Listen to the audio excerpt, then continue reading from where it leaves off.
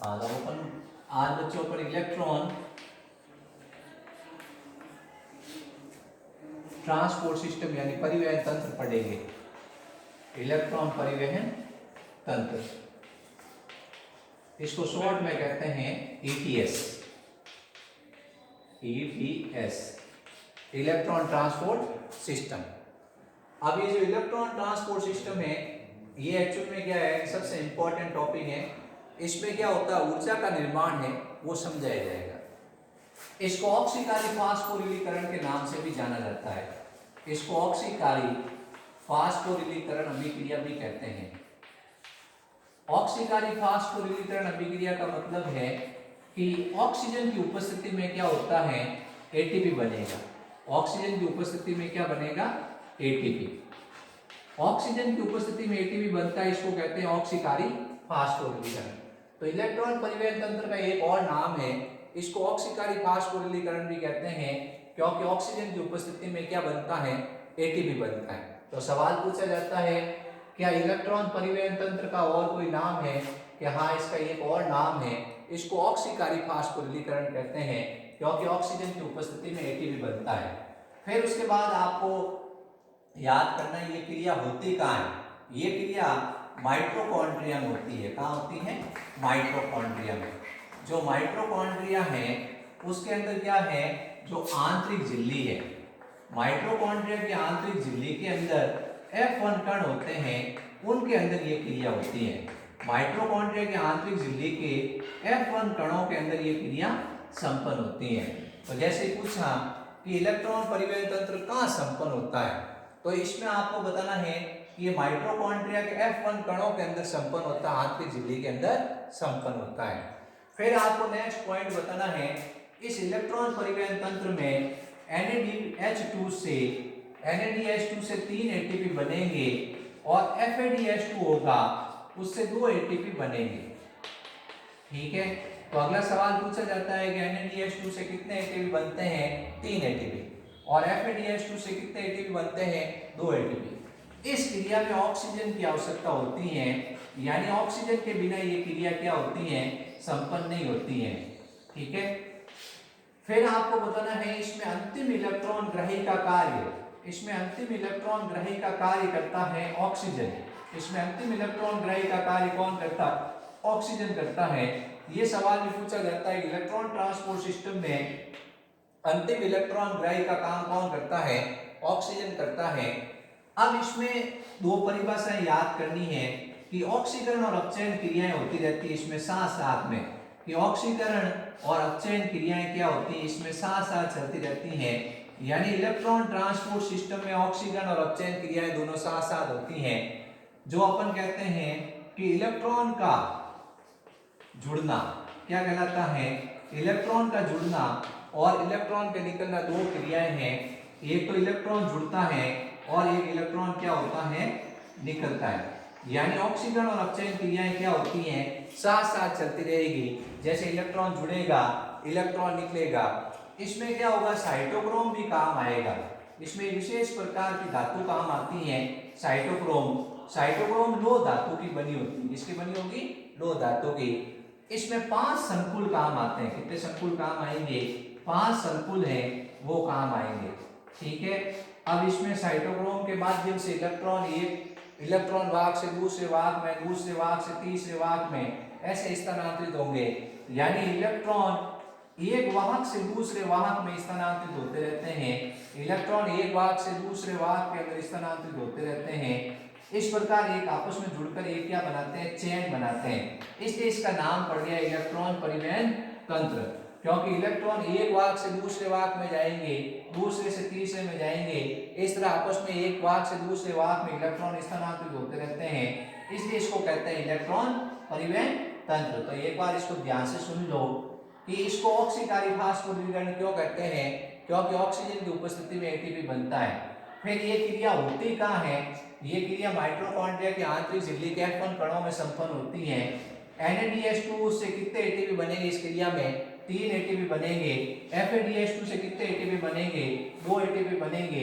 क्या इस क्रिया में ऑक्सीजन की आवश्यकता होती है, कि ऑक्सीजन की आवश्यकता होती है, बिना ऑक्सीजन की क्रिया संपन्न नहीं हो सकती है। इसमें अंतिम इलेक्ट्रॉन ग्रहण का काम कौन करेगा? ऑक्सीजन करेगा। इसमें ऑक्सीकरण और अपचयन क्रियाएं क्या होती हैं? साथ साथ चलती रहती हैं। यानी ऑक्सीकरण और अपचयन क्रियाएं इसमें साथ साथ चलती रहती हैं। इलेक्ट्रॉन जुड़ता रहता है, इलेक्ट्रॉन निकलता रहता है। फिर अपन कहते हैं कि इसमें साइटोक्रोम काम आते हैं। साइटोक्रोम के अलावा 5 संकुल काम आएंगे। इन 5 संकुल के नाम आपको बताए जाएंगे कौन कौन से संकुल काम आते हैं। 5 संकुल इसमें काम आते हैं। अब इसकी परिभाषा क्या है? इसकी परिभाषा ऐसे है कि इलेक्ट्रॉन एक वाहक से दूसरे वाहक में स्थानांतरित होता है और ये वाहक आपस में जुड़कर एक श्रृंखला बनाते हैं। इलेक्ट्रॉन एक वाहक से दूसरे वाहक में स्थानांतरित होता है और ये वाहक आपस में जुड़कर एक श्रृंखला बनाते हैं। इलेक्ट्रॉन एक वाहक से दूसरे वाहक में स्थानांतरित होता है और ये वाहक आपस में जुड़कर एक श्रृंखला बनाते हैं, इसलिए इसका नाम पड़ गया इलेक्ट्रॉन परिवहन तंत्र। इलेक्ट्रॉन परिवहन तंत्र में 5 संकुल के नाम अपन पढ़ेंगे। सबसे पहले कि 5 संकुल कौन कौन से हैं। सबसे पहला संकुल है NADH यूबिक्विनोन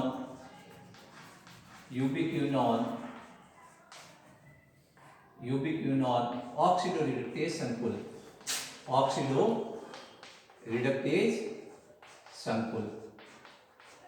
दूसरा संकुल है सक्सिनेट यूबिक्विनोन ऑक्सीडो रिडक्टेज संकुल। तीसरा संकुल है साइटोक्रोम बी C1 संकुल। चौथा संकुल है साइटोक्रोम A और A3 संकुल। पांचवा संकुल है ATP सिंथेटेज संकुल। तो ये 5 संकुल हैं। इन 5 संकुल से के मिलने से क्या बनता है? ये इलेक्ट्रॉन परिवहन तंत्र बनेगा। बहुत भारी भारी नाम है बच्चों, आपको याद करने में और डिफिकल्टी होगी तो आप बार बार इसको लिख लिख कर याद करना। और ये आसानी से समझ में भी नहीं आते हैं। ये बहुत ही भारी टॉपिक है, ये बहुत सरल टॉपिक नहीं है। आपको ये नाम याद करने पड़ेंगे। सबसे पहले NADH यूबिक्विनोन ऑक्सीडो रिडक्टेज संकुल है, सक्सिनेट यूबिक्विनोन ऑक्सीडो रिडक्टेज संकुल है, साइटोक्रोम B और C1 संकुल है, फिर साइटोक्रोम A और A3 संकुल है, फिर ATP सिंथेटेज संकुल है। ये 5 संकुल है। कितने संकुल है? 5 संकुल है। ये अपने को ध्यान रखना है। सबसे पहले क्या होगा, जो ये NADH2 है ये अपचयित अवस्था में, इसमें हाइड्रोजन जुड़ा हुआ है, ये अपचयित अवस्था में है, ये बदल जाएगा NAD में। यानी ये अपचयित अवस्था में है, इसमें से हाइड्रोजन क्या होगा, बाहर निकलेगा और ये ऑक्सीकृत अवस्था में आ जाएगा। अब इसमें से इलेक्ट्रॉन है, इसमें से जो हाइड्रोजन है उस हाइड्रोजन को FMN ग्रहण करेगा। जो फ्लेवेनिन मोनोन्यूक्लियोटाइड है वो ग्रहण करेगा और FMNH2 बन जाएगा। आपने क्या देखा कि NADH2 ग्लाइकोलाइसिस और क्रेब्स चक्र में बना है, वो FMN के साथ क्रिया करता है। ये अपना हाइड्रोजन किसको दे देगा? FMN को दे देगा। FMNH2 बन जाएगा और NAD है, NADH2 से NAD बन गया। यानी ये हाइड्रोजन इसको दे दिया, NADH2 बदल गया NAD में, FMN बदल गया FMNH2 में। इस क्रिया के दौरान क्या होता है, बहुत ज्यादा ऊर्जा मुक्त होती है और ADP और IP क्रिया करते हैं और ATP का निर्माण हो जाता है। फिर उसके बाद ये FMNH2 क्या करता है, कोएंजाइम Q के साथ रिएक्शन करता है। कोएंजाइम Q है उसके साथ रिएक्शन करता है। कोएंजाइम Q को यूबिक्विनोन भी कहते हैं। इसको क्या कहते हैं? यूबिक्विनोन भी कहते हैं। ये हाइड्रोजन क्या करेगा, यूबिक्विनोन को दे देगा और यूबिक्विनोन है वो अपचयित हो जाएगा। इस तरह से क्या हुआ है, FMNH2 ने किसके साथ क्रिया की है? यूबिक्विनोन के साथ क्रिया की है और यूबिक्विनोन हाइड्रोजन बदल गया है। अब ये कोएंजाइम Q है, ये चल प्रोटीन होता है। इसकी विशेषता क्या है? ये चल प्रोटीन है, ये आंतरिक झिल्ली के अंदर पाया जाता है और ये गतिशील होता है। तो सवाल आता है कि क्या यूबिक्विनोन या कोएंजाइम Q है वो चल प्रोटीन है क्या? तो आपको बताना ये कोएंजाइम Q है, यूबिक्विनोन है वो चल प्रोटीन है। दूसरी विशेषता इसकी ये है कि ये इलेक्ट्रॉन को क्या कर सकता है, पृथक कर सकता है। हाइड्रोजन में से इलेक्ट्रॉन को ये क्या कर सकता है, पृथक कर सकता है। तो FMnS2 ने किसके साथ क्रिया की है, यूबिक्विनोन के साथ क्रिया की है। FMn का पूरा नाम होता है फ्लेवेनिन मोनोन्यूक्लियोटाइड। FMn का पूरा नाम है फ्लेवेनिन मोनोन्यूक्लियोटाइड, न्यूक्लियोटाइड। अब ये यूबिक्विनोन है, ये क्या करता है, यूबिक्विनोन हाइड्रोजन में बदल गया। इस तरह से क्या हुआ कि अब यूबिक्विनोन हाइड्रोजन है, यूबिक्विनोन की विशेषता वो हाइड्रोजन में से इलेक्ट्रॉन को क्या कर सकता है, बाहर निकाल सकता है। अब हाइड्रोजन हो जाएगा पृथक और इलेक्ट्रॉन है वो इलेक्ट्रॉन किस में चला जाएगा, साइटोक्रोम बी में चला जाएगा। किस में चला जाएगा, साइटोक्रोम बी में चला जाएगा।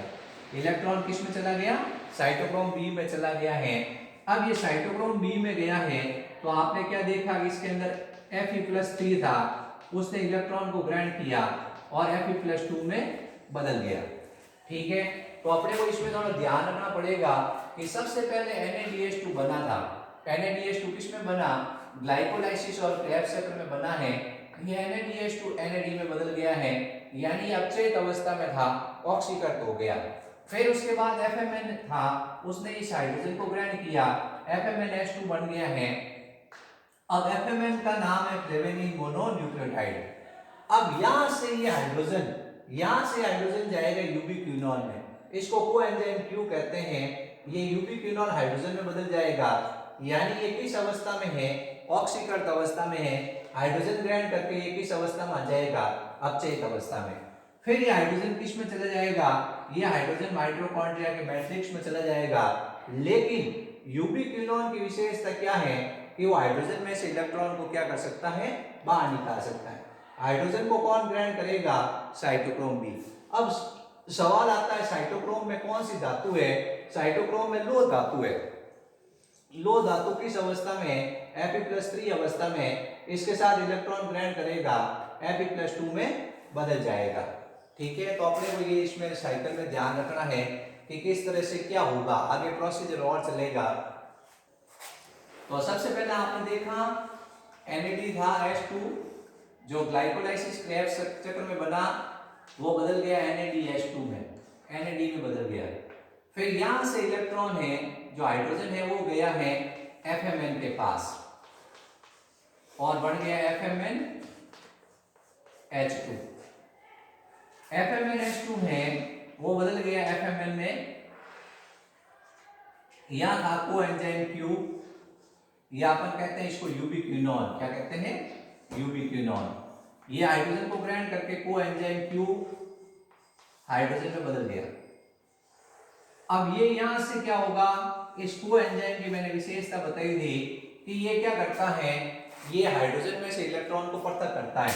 तो हाइड्रोजन तो आ गया माइटोकॉन्ड्रिया के मैट्रिक्स में। अब यहां से इलेक्ट्रॉन जाएगा, वो जाएगा साइटोक्रोम बी में।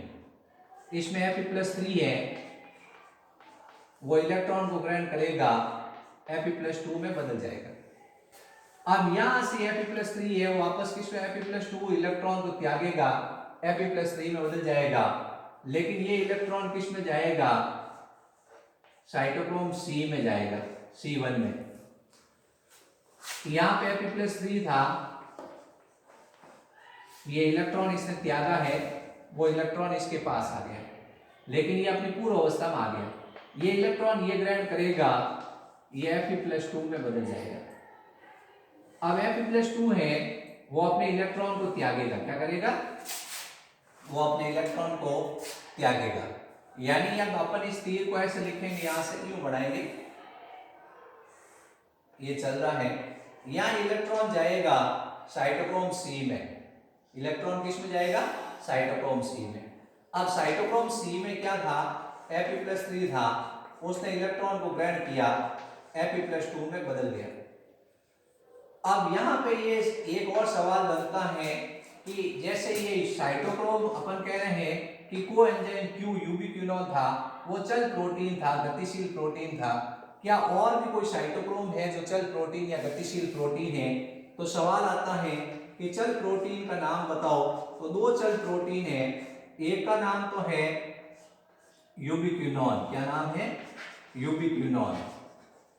और दूसरा है जिसका नाम है साइटोक्रोम सी, साइटोक्रोम सी। ये दोनों ऐसे प्रोटीन होते हैं जो चल प्रोटीन होते हैं। फिर ये Fe+3 है, वो Fe+2 में बदला इलेक्ट्रॉन को ग्रहण करके, फिर ये अपनी पूर्ण अवस्था में आ गया।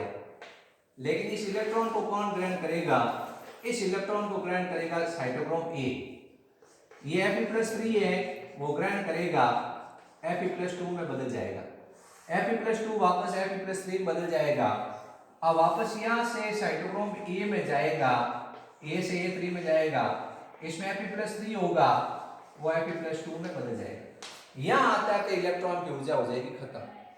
अब इलेक्ट्रॉन की ऊर्जा खत्म हो जाएगी तो इलेक्ट्रॉन को कौन ग्रहण कर लेगा? इलेक्ट्रॉन को हाइड्रोजन ग्रहण कर लेंगे, प्लस ऑक्सीजन ग्रहण कर लेगा, और क्या बनेगा? जल बनेगा। तो सवाल आता है कि अंतिम इलेक्ट्रॉन ग्राही कौन है? तो उत्तर है ऑक्सीजन। कौन है? ऑक्सीजन है। अब ये जब NaDH2 से FMNH2 बनता है तो इस समय बहुत ज्यादा ऊर्जा मुक्त होती है, और बहुत ज्यादा ऊर्जा मुक्त होती है तो ADP प्लस IP क्रिया करता है और एक ATP का उत्पादन होता है। ठीक है। और जब B और C के बीच में भी क्या होता है? बहुत ज्यादा ऊर्जा मुक्त होती है और ADP और IP क्रिया करते हैं और एक ATP का निर्माण होता है। और A और A3 के बीच में भी एक बहुत ज्यादा ऊर्जा मुक्त होती है और ADP और IP क्रिया करता है और ATP बनता है। तो अगला सवाल ये बनता है कि कहाँ पे ऊर्जा बनती है? एक तो ऊर्जा बनेगी NAD से FMN के बीच, एक बनेगी साइटोक्रोम B और C1 के बीच, एक बनेगी A और A3 के बीच। अब A और A3 ऐसे साइटोक्रोम हैं जिनके अंदर कॉपर केंद्र भी पाए जाते हैं, जिनके अंदर क्या पाए जाते हैं? कॉपर केंद्र भी पाए जाते हैं। तो सवाल पूछा जाता है कि ऐसे कौन से साइटोक्रोम हैं जिनमें कॉपर केंद्र पाया जाता है? A और A3 के अंदर कॉपर केंद्र पाए जाते हैं। तो ये अपने को ध्यान रखना है इलेक्ट्रॉन परिवहन तंत्र। मैं एक बार वापस इसको ब्लैक बोर्ड पे बनाऊंगा। इस बार अपन FADH2 लेंगे और ऊर्जा का निर्माण करेंगे। हाँ, तो एक बार मैं इस चक्र को वापस बढ़ाऊंगा। इस बार अपन पांचों संकुल को लेंगे और समझेंगे कैसे क्या होता है। अपन यहाँ इसको तिरछा बनाएंगे ताकि क्या है, पूरा आपके क्लियर हो जाए। सबसे पहले अपन NADH2 कहाँ बना? ग्लाइकोलाइसिस ट्रैप चक्र में बना। अपन ने कहा NADH2 3 ATP के बराबर है। NADH2 सबसे पहले बदल जाएगा NAD में। हाइड्रोजन किसको दिया? हाइड्रोजन दिया है FMN को, फ्लेवेनिन मोनोन्यूक्लियोटाइड को, और बन गया FMNH2। दोनों तीर नीचे आए हैं, तीर दोनों किस तरफ आए हैं? नीचे। ये हाइड्रोजन यहां से निकला है, FMN ने ग्रहण किया है, FMNH2 बन गया। अब दोनों तीर आपको ऊपर लाने हैं। यहां आपको लिखना है CO⁻, इसको कहते हैं कोएंजाइम Q। ये हाइड्रोजन जोड़ देंगे। कहां से आया हाइड्रोजन? ये हाइड्रोजन इसके साथ जुड़ा, ये बन गया। अब कोएंजाइम Q हाइड्रोजन बन गया। दोनों तीर लाएंगे नीचे। देखो दोनों तीर लाए हैं ऊपर, दोनों तीर नीचे, दोनों तीर ऊपर, दोनों तीर नीचे। अब यहां से इलेक्ट्रॉन जाएगा साइटोक्रोम B में, Fe+3 Fe+2 लिख दिया। अब आपको दोनों तीर नीचे लेके आए, दोनों तीर ऊपर ले जाओ, दोनों तीर किधर ले जाओ? ऊपर। यहां से इलेक्ट्रॉन को ले जाओ साइटोक्रोम B से C1 में। B से, इसमें Fe+3 था, यहाँ Fe+3 ऊपर लिखा है, Fe+2 नीचे लिखा है। इस बार Fe+3 नीचे लिखना है और Fe+2 ऊपर लिखा। दोनों तीर किधर आएंगे? नीचे।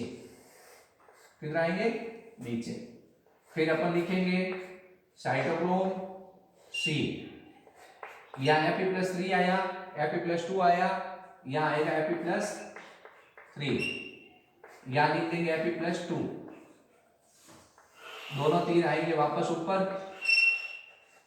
यहाँ आएगा साइटोक्रोम A। यहाँ Fe+3 आया, Fe+2 आया, Fe+3 आया, तो यहाँ Fe+2। दोनों तीर आएंगे नीचे, यहां लिख देंगे Fe+2 के बाद 3, यहां Fe+3 Fe+2, ये साइटोक्रोम ये 3, यह आता है ऊर्जा खत्म। इसको इलेक्ट्रॉन मुक्त करेंगे, इलेक्ट्रॉन के साथ में क्या होगा, ऑक्सीजन क्रिया करेगा, प्लस यहाँ कोएंजाइम Q की विशेषता क्या थी, वो हाइड्रोजन में से इलेक्ट्रॉन को क्या कर सकता था, पृथक कर सकता था। हाइड्रोजन पृथक हो गए, हाइड्रोजन इलेक्ट्रॉन और ऑक्सीजन क्रिया करेंगे और क्या बनेगा, जल बनेगा। अब एटीपी का बनेगा, NADH2 और FMN के बीच बनेगा, ADP प्लस IP क्रिया करेगा, एडेनोसिन डाइफॉस्फेट इनऑर्गेनिक फॉस्फेट क्रिया करेगा, ATP बनेगा। ये बढ़ गई ऊर्जा, अपने को चाहिए थी ऊर्जा।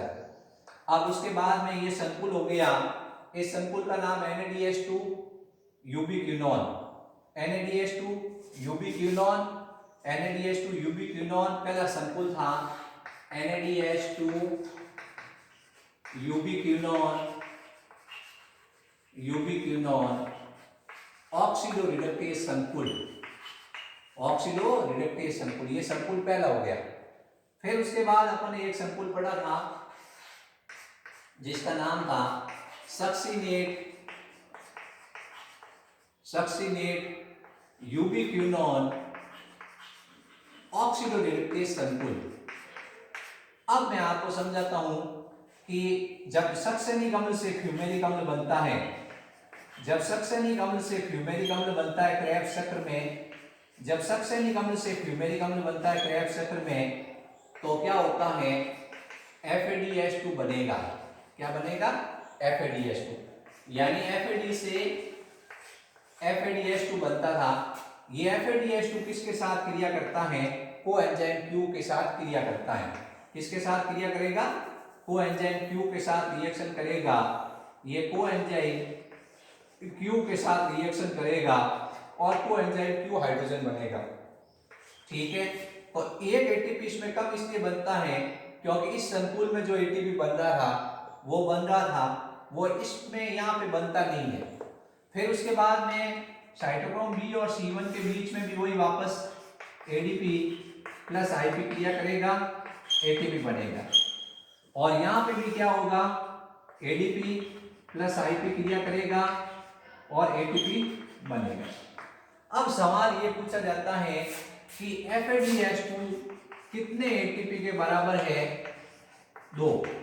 कितने, क्योंकि FADH2 ने इससे बाद में स्टार्ट क्रिया की है, तो एक ATP यहाँ बना है और एक ATP यहाँ। लेकिन NADH2 से 3 ATP का बने, एक ATP यहाँ पे एक्स्ट्रा बना है। तो NADH2 से 3 ATP बनते हैं और FADH2 से कितने ATP बनते हैं, 2।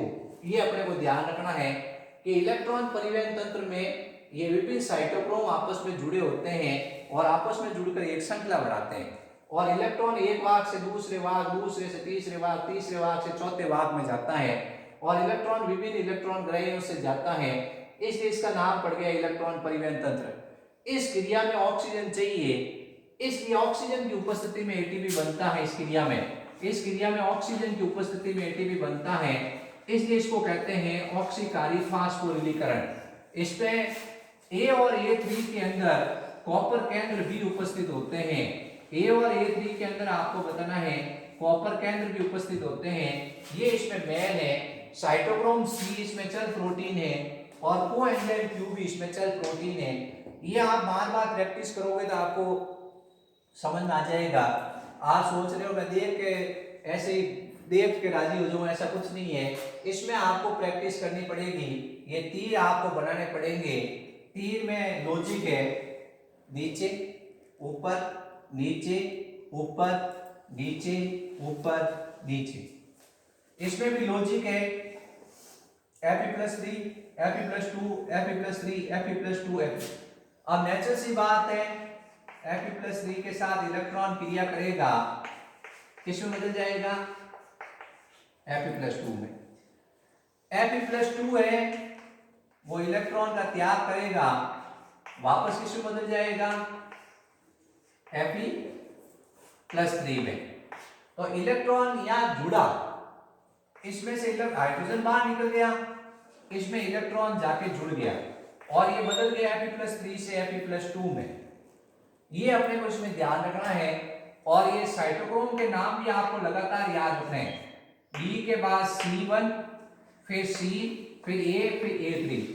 अब पहला संकुल था NaDH2 यूबिक्विनोन ऑक्सीडेटिव संकुल, दूसरा था सक्सिनेट यूबिक्विनोन ऑक्सीडेटिव संकुल, तीसरा है साइटोक्रोम B और C1 संकुल, चौथा है A और A3 संकुल और पांचवा है जिसका नाम आपको बताना है एटीपी सिंथेटेज संकुल। 5 संकुल है, ये पांचों संकुल आपको याद रखने हैं और इस तरह से आपको इसको क्या करना है, ड्रॉ करना है। तो ये इलेक्ट्रॉन परिवहन तंत्र है, ठीक है बच्चों।